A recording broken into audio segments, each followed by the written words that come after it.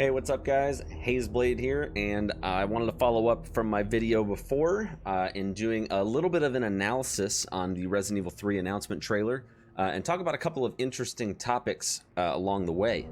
So, the first thing that I want to talk about as we play this trailer through one more time is the continuity between Resident Evil 2 and Resident Evil 3 Remake. So, it starts off in this trailer with a timer that is showing us at what time these events are taking place during Resident Evil 2, which is something that they didn't really specify, and that was a lot of people had a question about with Resident Evil 2 Remake, was like, like when is Claire and Leon doing what? This doesn't give you the full context, but it gives you enough that it almost leaves the idea that with Resident Evil 3 they want to establish continuity, as we're seeing here with the exact times that some of these events are taking place. So there's a very, very good possibility that we're going to see a little bit more of that continuity take shape. So one thing that I actually wanted to talk about in context of that, and big shout outs to Lilith on Twitter, I believe they were in collaboration with someone else who found this, a very, very cool find though. So somebody took a look at the helicopter that was featured in the footage that was revealed recently this week with RE3, as well as the helicopter featured in Resident Evil 2, and the aircraft numbers are the same, which is very interesting because as someone who's experienced with dealing with aircraft, most aircraft have a number on them that's associated that's a unique number. So for example, you might have aircraft number 697 and no other aircraft of that model is going to have that number because it's specific to that. It's how it's identified. It's almost like not just a model number, but it's also kind of a serial number in a sense, to uniquely identify that aircraft to people that might be looking at it from the outside. So this is a very interesting find, because what we're looking at, if this holds to be true, unless Capcom got lazy with the models and stuff like that, which could very well be the case, but if that's not the case, this is the same helicopter in both Resident Evil 3 and Resident Evil 2, which could establish some continuity, that if this helicopter was making rounds on the 28th, it reaches its final destination, which is unfortunately a bad one in Resident Evil 2 Remake on the 29th, and unfortunately crashing into the Raccoon Police Department. Now, whether that was by the doing of Nemesis, we still don't really know, but very cool find nonetheless. Shout out to Lilith on Twitter for finding that. That was very, very cool. So that kind of leads us to the next topic of location overlap. So there is a point during the trailer where you actually see Carlos, and I'm going to see if I can skip right to it here, because when Carlos is talking about, it's right here, when Carlos is talking about how the STARS office has to be around here somewhere, he's obviously talking about the RPD, but they actually, if you look at this shot, this actually appears to be the courtyard outside of the Raccoon Police Department. The lamps certainly look familiar. This appears to be the wall of the west wing of the RPD.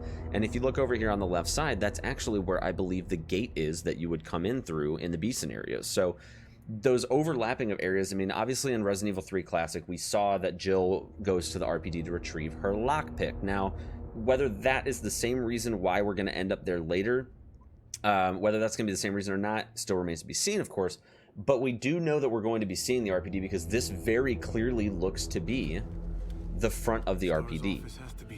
And I think that if you also look a moment before that, they're also going down the stairs into where that room is, where you use the bolt cutters in the B scenarios as well.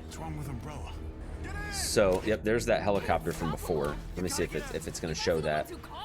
I don't know if it's going to show it. Maybe I went too far past it. Yeah, I went too far past it. That was my bad. But yeah, it's over here.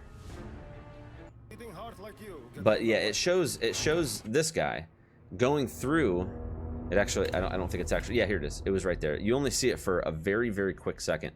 But they're actually coming through. This is the staircase that goes down into where you use the bolt cutters in the B scenario. This is the same staircase from what it looks like, based on the fact that there's this gate right here that leads to like a little grassy area.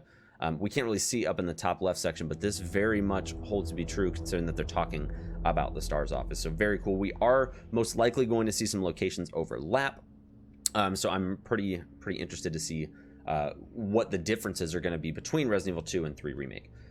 Another thing that I noticed is that we're seeing a lot more screen time with some of these characters like Brad, and I forget what his name is in Resident Evil 3, but this guy right here with the glasses on, he's in the hospital in Resident Evil 3 Classic, and this guy right here is actually with Carlos at the time, so we might actually be seeing more footage of what happens to Carlos's team, which is really cool, considering that in RE3 Classic, all we get is that the mission went bad the minute they landed. So clearly, you know, we're actually going to see that fleshed out. We also, as I mentioned before, we're seeing a little bit more of Brad. When we see Brad in Resident Evil 3 Classic, he is very much injured by the time we even get to him. He's getting bit by zombies. He's just having a really, really rough day. But here we can see he's alive and well. He's trying to help survivors and things like that. So it's going to be very, very interesting to see what happens to Brad and what that progression looks like up to his untimely death. Of course, we already know he's probably going to die. So,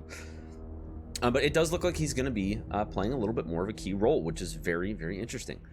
The other thing is the dodge mechanics. So I wanted to talk about that because we've talked about this on my Twitch channel. If you guys aren't following me at twitch.tv/Hazeblade, please make sure you do that, by the way.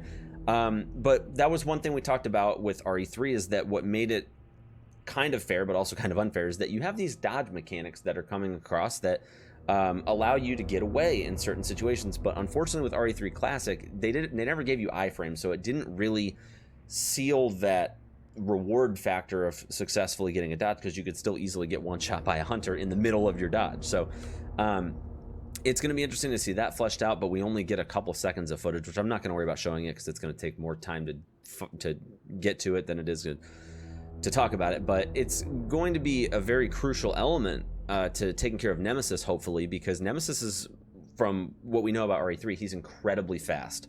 So if that's going to hold true in RE3 Remake, that dodge mechanic is going to be very, very important. So the other thing that I wanted to talk about is the models and some of the backlash that the community has had over the model choice. So there's a lot of people on Twitter that are talking about, you know, oh, what did they do? They messed up her model, blah, blah, blah. Guys, if you pre-order the game, you get the classic skins. And if you don't want to pre-order the game, they're probably going to be like $10. So if you want to play it as classic Jill and Carlos, then just do that. It's not that big of a deal, guys. Come on now. But in other news, one thing that I've heard is that people really want to see the decision-making factor be prevalent in this game, which I'm not opposed to that. I think it would be really cool. I think the choose-your-own-adventure element was really, really cool with Resident Evil 3 Classic. So to kind of do that, and whether that be presented by actually giving you a list of choices or by it taking you down 2 different routes, and maybe depending on which route you take, you might get a different result, I'm all for that. I think that's really cool, and if they were to bring that back, that would be awesome, but unfortunately we don't know that as of now. The other thing, which this is relatively big news, is that for a while now, the community has discovered that there was an achievement secretly added to the Resident Evil 2 game files. So this achievement is actually on Steam now, but the update has not been released yet. But there's an achievement coming to Resident Evil 2 called Chasing Jill, which is where, as Leon or Claire, who knows, or both, you got to read a letter left behind by Jill. So this is going to give us some flavor text, presumably, going into RE3. Hopefully, again, as I talked about in the beginning, to establish continuity between the two games and the events that transpire between them. So hopefully this update comes out sooner than later. I would love to kind of get that prologue going to really build up the hype, especially during my Resident Evil 2 speedruns would be really cool. But yeah, I'm really, really looking forward to that. And I can't wait to see what they're going to do with RE2 to kind of hype up RE3 more or less. The last thing that I want to talk about before concluding this video, guys, Twitter is a beast. I get that. It is a place where people like to express their opinions, so on and so forth. But guys, I've been getting really, really frustrated with some of the comments that people are posting, and I am not afraid to call them out here because I feel like the entitlement factor is getting way out of hand, guys. I'm extremely hyped for Resident Evil 3, But why are we already rushing to conclusions with a Resident Evil 1 remake and a Code Veronica remake? Don't get me wrong, I would be totally excited if they decided to move forward with these. But to be vomiting all of this stuff, and I'm going to go through a handful of these that I plucked from Twitter because they're really, really annoying, guys. Like, seriously, posting stuff like this on their Twitter in response to an announcement for RE3 makes it seem like you don't give a fuck about RE3. And that's not the goal that as a community we should be trying to convey. We need to be excited for RE3, and people making comments like, oh, now we got to get to Code Veronica. No, don't rush perfection, okay? We have to get there one step at a time. Appreciate RE3 for what it is. It hasn't even come out yet, and people are already saying, no, let's get Code Veronica. Guys, just look at these messages. Now do Code Veronica. Seriously, dude, just enjoy Resident Evil 3. Come on, dude. Imagine RE4 remake. I'm going to tell you right now, they're not going to remake RE4. Sorry, dude. Now they got to do Code Veronica.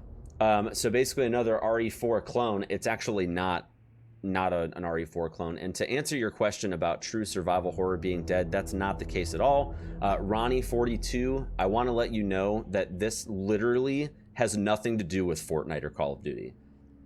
Also, fixed camera angles aren't going to sell units in 2019. It probably cost Capcom millions of dollars to make this game, and they're not going to get an ROI on that if they do fixed camera angles, because the majority of the gaming fan base now isn't going to buy a game with fixed camera angles. Next.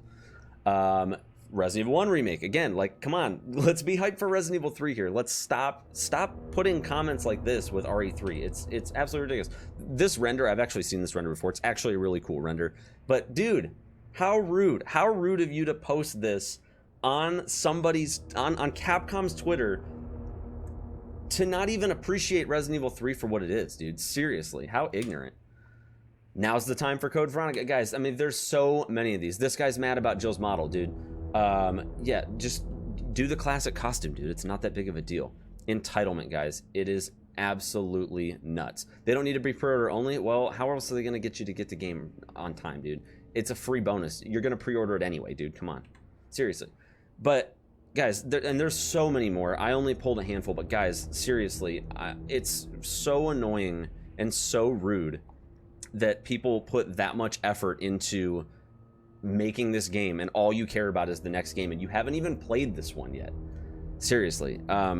Guys, it's really bad.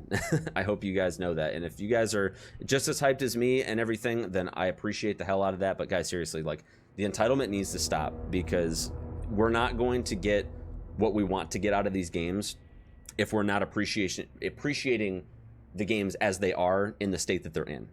Code Veronica, RE1, 4, guys, don't even worry about that right now. Appreciate the fact that we're getting RE3 after it hasn't even been a year since RE2 remake came out.